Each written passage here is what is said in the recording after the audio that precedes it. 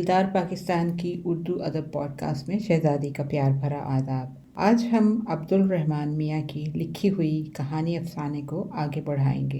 पिछली पॉडकास्ट में उनको आइंदा कभी चाय की दावत और वो भी बुशरा जी की ज़ुबानी मिली थी।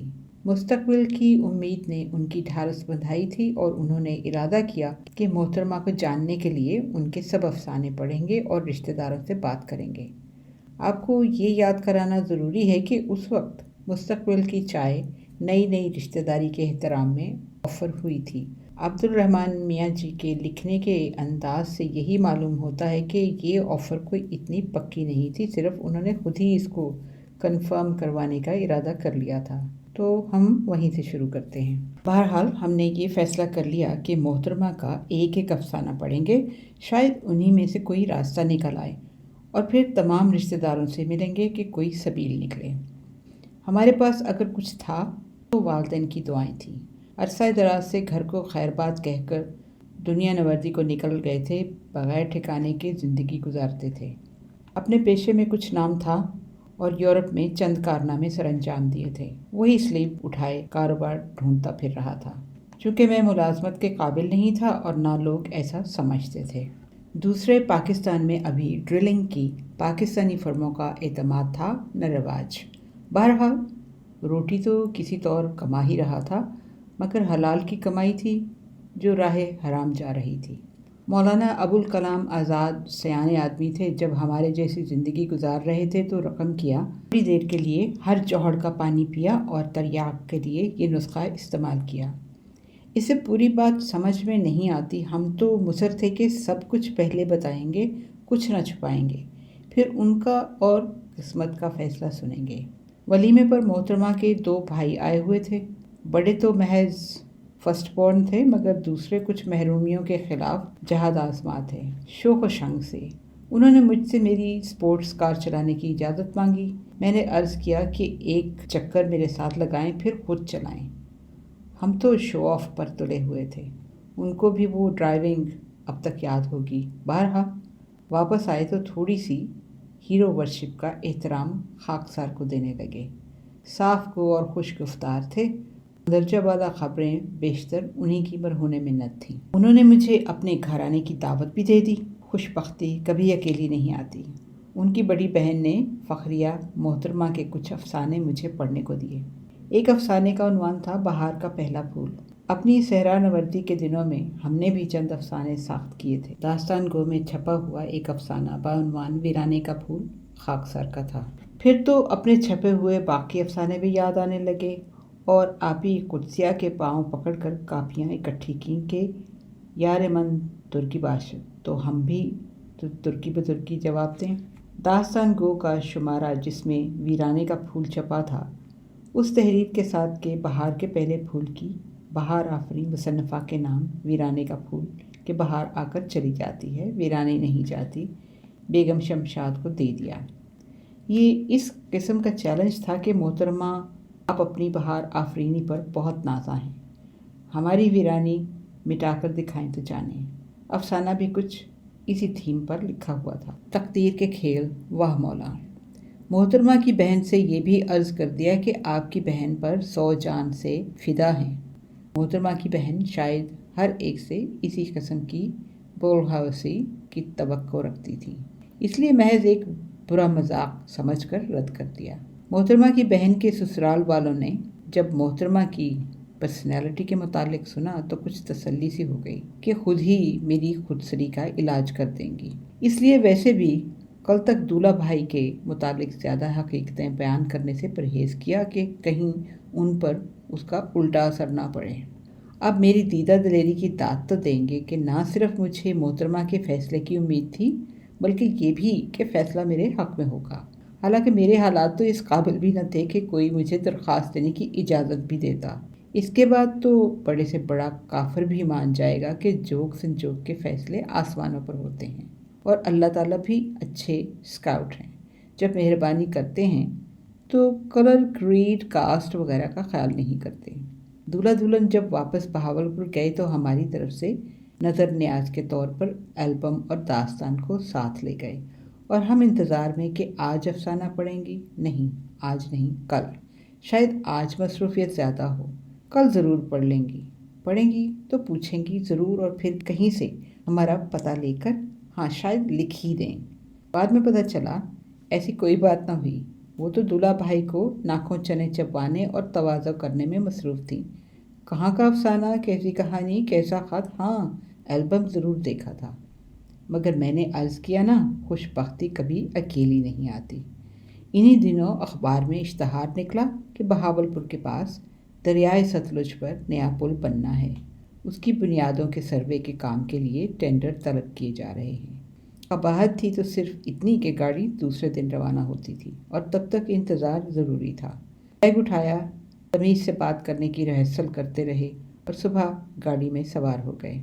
سارے سفر میں اتنے خیالی پلاؤ پکائے کہ 20 باراتیوں کے لیے کافی ہوتے، بلکہ میں تو ساری گاڑی کے مسافروں کو دعوت بھی دے سکتا تھا۔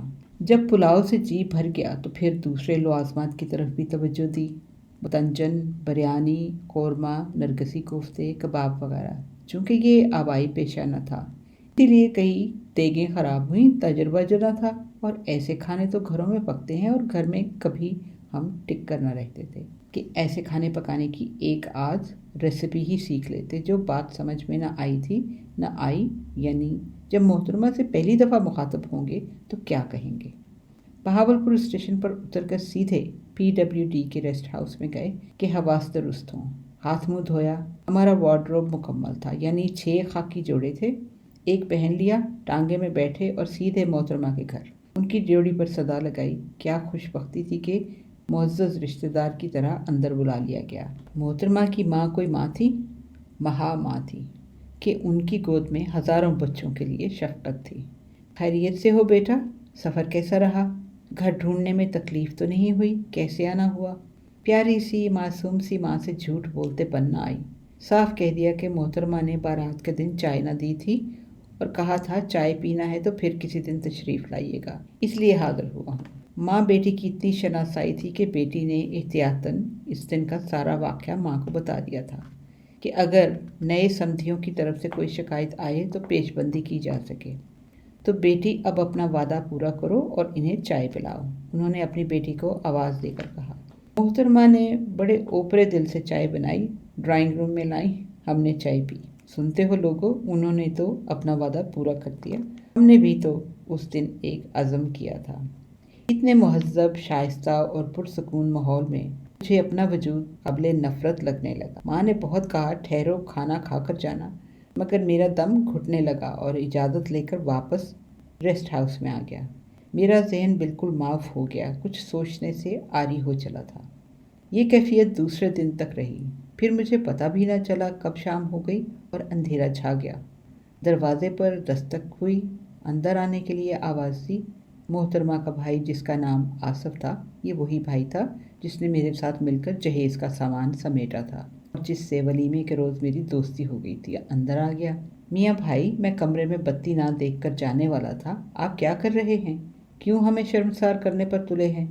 جب ہمارا گھر ہے یہاں تو پھر ریسٹ ہاؤس میں کیوں ٹھہرے ہیں؟ آپ ہمارے بڑے بھائی نہیں ہیں کیا؟ تھوڑی سی تکرار کے بعد میں ان کے گھر جانے پر آمادہ ہو گیا، یہ سوچ کر کہ میری خوش بختی مجھے خود پکار رہی ہے۔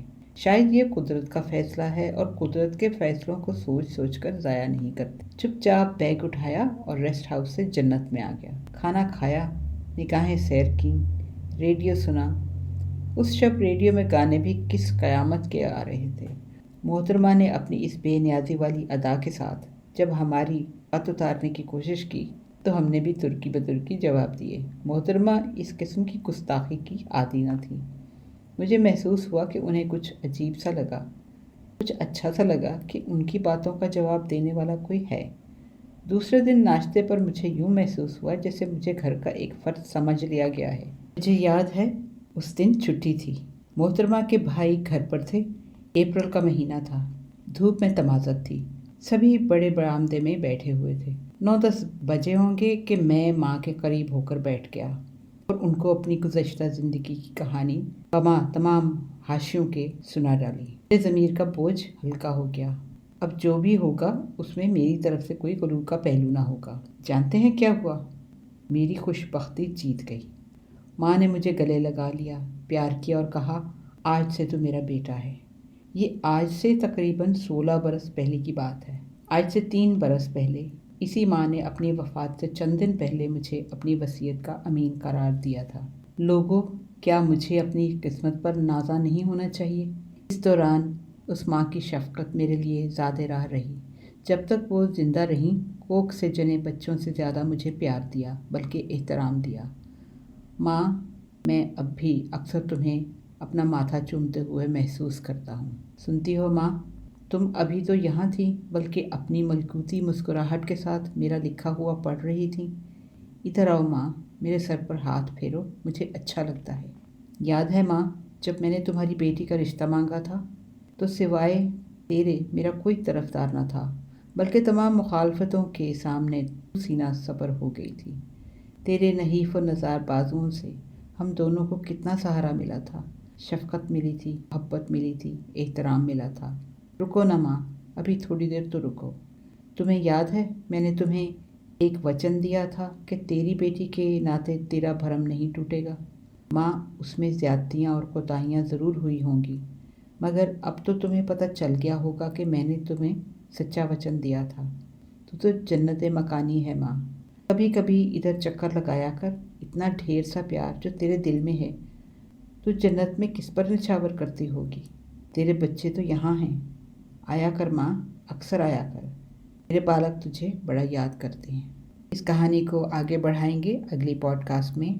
तब तक के लिए इजाज़त दीजिए। हमारा ईमेल एड्रेस है dildarpakistan@hotmail.com। Until next time, take care, God bless, Allah Hafiz.